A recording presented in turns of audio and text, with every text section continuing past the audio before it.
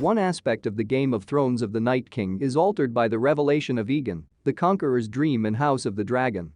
In the first episode of Season 1 of House of the Dragon, King Viserys Targaryen told Princess Rhaenyra about Aegon's dream from the book and television series A Song of Ice and Fire, in which he predicted a harsh winter that would bring about the end of the human race. It's a significant revelation that neither Game of Thrones nor the books by George R.R. Martin have included thus far. It's a startling event that has a significant influence for Game of Thrones Season 8 in particular, as it implies that the darkness can only be vanquished with a Targaryen seated on the Iron Throne. Since the Night King and the White Walkers fought against the army of the living commanded by Daenerys Targaryen and Jon Snow, that changes at a few key points in Game of Thrones Season 8. Himself a Targaryen. This proves that Aegon's desire did, in a sense, come true, but it also extends beyond the two primary Targaryen characters from Game of Thrones. After watching House of the Dragon, it feels different, but one of the show's biggest mysteries toward the conclusion was why the Night King wanted to kill Bran Stark. Bran was the three-eyed raven, and the three-eyed raven was Westeros' memory, hence the Night King intended to murder Bran because he was the three-eyed raven. Although Game of Thrones left things vague here, killing him was ostensibly removing any hope for the future of the world. However, after House of the Dragon's Aegon dream reveal, there is an intriguing reframing. The three-eyed raven is thought to have existed before Bran, as King Aegon IV's Targaryen bastard Brynden Rivers, who took part in the first Blackfyre Rebellion.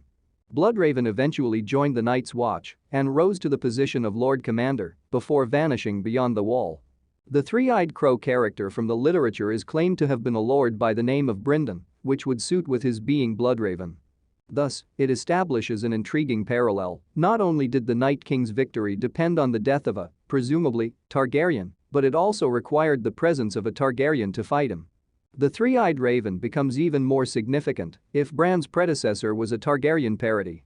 His extraordinary green sight and relationship with the children of the forest, which previously made his power and significance evident, deepen the character's role in the narrative. It gives him a clearer purpose and makes him less enigmatic. If the three-eyed raven was aware of Aegon's prophecy from A Song of Ice and Fire, it would make even more sense to use him as a crucial line of defense against the White Walkers. Doubtfully, if he had been able to influence events in his favor, what he did might have helped Bran become the three-eyed raven as well as a Targaryen, like Jon, commanding Westeros in the battle against the dead.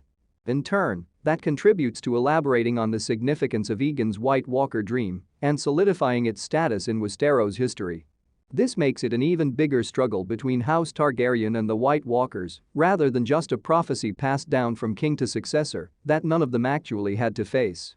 Unfortunately, Game of Thrones left many questions unanswered regarding the Night King, as it would have been fascinating to learn what, if anything, Aegon knew about it and whether or not he was aware that the three-eyed raven, at least at the time of his return, had Targaryen blood coursing through him. The Targaryens are presented in House of the Dragon as the antithesis of winter, the fire that can melt the ice.